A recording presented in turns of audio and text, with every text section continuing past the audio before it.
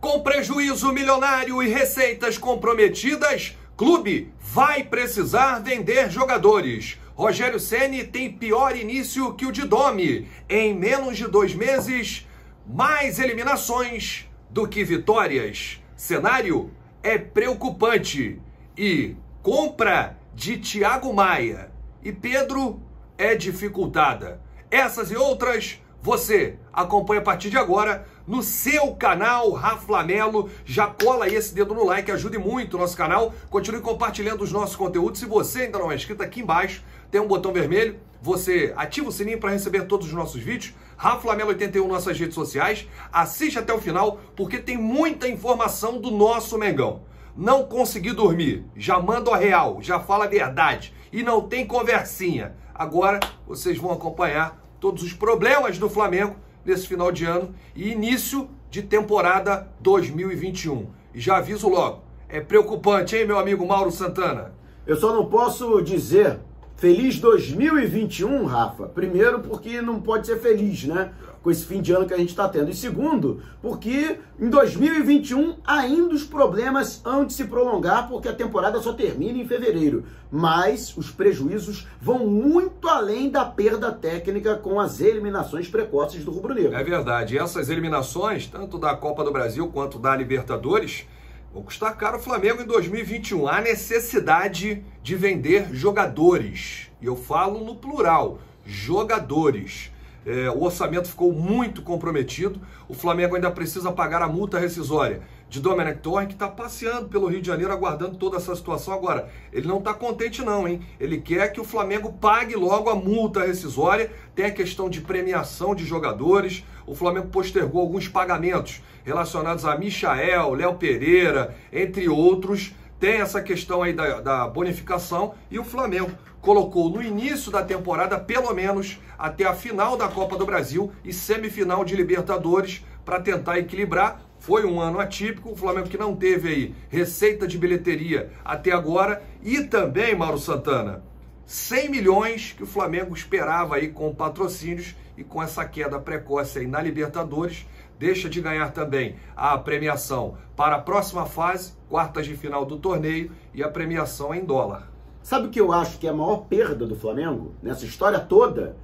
O Flamengo tinha a grande oportunidade de ser campeão da Libertadores dentro do Maracanã e não vai conseguir. A gente vai assistir alguma outra equipe, espero que não brasileira, sendo campeã da Libertadores no Maracanã, que não o Flamengo, que inclusive poderia, a essa altura, estar lotado de torcedores, já que existe até a possibilidade de a Conmebol permitir a presença de público na decisão do torneio. E só com essa eliminação para a Libertadores, o Flamengo deixou de ganhar 18 milhões de reais. Realmente é muita grana. Tem a situação aí do Domi, que o Flamengo até agora não resolveu. Mandou o cara embora 12 milhões de reais. Não pagou, ele continua no Rio de Janeiro, é treinador do Flamengo, ele só deixa de ser treinador quando o Flamengo paga a multa rescisória, ou não, Mauro? Exatamente, e os encargos permanecem, como pagamento de salário. Por exemplo, embora o salário dele não seja elevado como era, por exemplo, o do Jorge Jesus. Mas você mencionou os 18 milhões que o Flamengo deixa de ganhar com a classificação. Se o Flamengo esperava chegar pelo menos à semifinal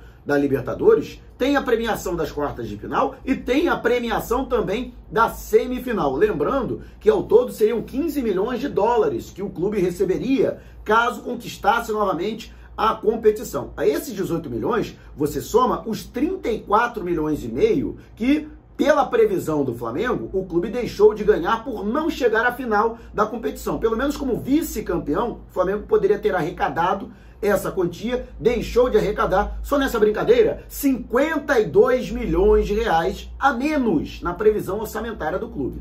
E outra queda que o Flamengo teve foi no sócio-torcedor, né? Porque no início do ano eram 155 mil sócios. Hoje são 70 mil sócios. Realmente é uma queda impressionante no sócio-torcedor do Flamengo. Esse ano não teve aí bilheteria, cota de televisão, todas já foram antecipadas em 2020. O Flamengo não tem mais cota, né, da TV Globo para o Campeonato Brasileiro, então a receita ficou comprometida. Inclusive, lá na frente, quando eu falo lá na frente, é agora, nesse mês de dezembro, o Flamengo tem que solucionar duas questões: Thiago Maia Thiago Maia nem tanto. Thiago Maia o contrato vai até o meio do ano. Mas Pedro Rocha e o atacante Pedro. E a compra ficou, aí acabou ficando comprometida, hein, Mauro? Você mencionou o sócio-torcedor que caiu e vai cair mais, porque perdeu seu apelo, principalmente com a saída da Copa Libertadores, e você esqueceu que tem a receita da Globo como TV aberta, mas tem também o acordo do pay-per-view, e este também caiu absurdamente. A Globo estima que tenha perdido mais de 300 mil assinantes, e foi a principal fonte de receita em 2019, vinda da TV. Flamengo que arrecadou algo em torno de 220 milhões de reais, porque a Globo botou a maioria dos jogos do Rubro Negro justamente no on-demand, no pay-per-view. O que não vai acontecer porque o Flamengo não tem jogos de importância na Copa do Brasil, porque está eliminado, e na Copa Libertadores também é eliminado. É verdade. E a Fiorentina, o clube italiano que detém os direitos de Pedro, já sabe do assédio ao jogador. O Real Madrid está aguardando apenas um deslize do Flamengo. Outros clubes da Europa acompanham a situação do atacante Pedro, que é o artilheiro da temporada. E com isso, não vai amolecer para o Flamengo. Até o dia 31 de dezembro, o Flamengo precisa resolver essa questão do Pedro. E agora, com todas essas eliminações precoces, realmente ficou difícil o negócio. O Flamengo vai precisar se mexer e muito, né? Tem a questão aí do orçamento, que não pode ficar no vermelho, Mauro. É preciso ficar no azul, mas a gente precisa informar o torcedor que pelo lado da diretoria agora, ficou pessimismo essa compra do Pedro aí. Estão muito pessimistas, hein, Mauro? Exatamente. Ainda durante a gestão do Eduardo Bandeira de Mello, foi aprovada a Lei de Responsabilidade Fiscal Rubro-Negra, que determina o seguinte: para cada despesa, um recurso tem que estar atrelado. Ou seja, não adianta para o Flamengo já enviou um comunicado à Fiorentina que pretende exercer o seu direito de compra do Pedro. Beleza, mas para exercer o direito de compra, o Flamengo precisa apresentar ao Conselho Fiscal e ao Conselho Deliberativo de onde vai tirar esse dinheiro. São 14 milhões de euros. E aí, da onde o Flamengo vai tirar? O Flamengo já acenou com a possibilidade de abrir um diálogo com a Fiorentina para fatiar essa quantia em 6 parcelas, mas os italianos têm que aceitar, porque no contrato não tem nada dizendo que o Flamengo pode parcelar em suaves prestações esse valor. Então, vai depender da boa vontade dos dirigentes do clube de Florença. É verdade. Tudo errado para o Flamengo esse ano de 2020 e o Rogério Ceni tem um início pior do que o de Domi. Eu não me recordo um treinador ter uma campanha dessa como o do Rogério Ceni.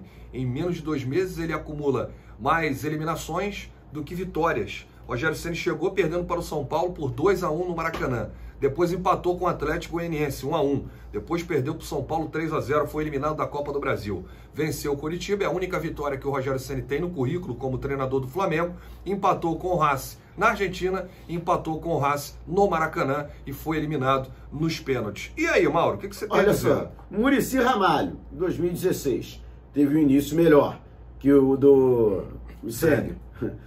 Zé Ricardo, né, teve um início melhor que o do Ceni. Carpegiani teve um início melhor que o do Ceni. Barbieri teve um início melhor que o do Ceni.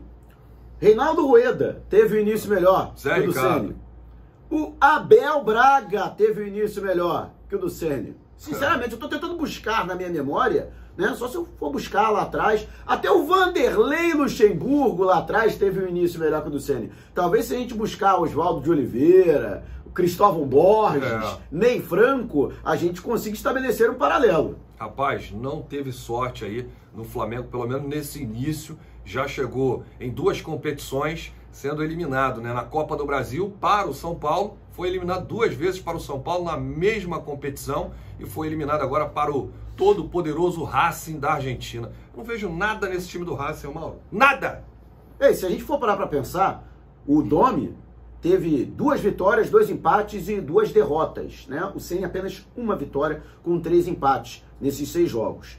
O grau de importância é mais ou menos o mesmo, né? Porque o Domi tomou uma porrada do Atlético Goianiense, fora de casa, por 3-0. Talvez tenha sido, vamos dizer assim, o placar mais destoante desses 6 primeiros jogos. Mas o Ceni jogou contra o mesmo Atlético Goianiense, dentro do Maracanã, e não conseguiu ganhar. Então, e as derrotas foram muito mais significativas, principalmente diante do São Paulo, porque significaram a eliminação do Flamengo na Copa do Brasil, né? Embora tenha sido eliminado na Libertadores sem derrota. Foram 2 empates nas 2 partidas pelas oitavas de final. Tem um áudio circulando aí pelos grupos que não é do presidente Rodolfo Landim. Ele acabou desmentindo, a voz é muito parecida, os cacos é muito parecido com o Rodolfo Landim, mas ele acabou desmentindo isso de forma oficial.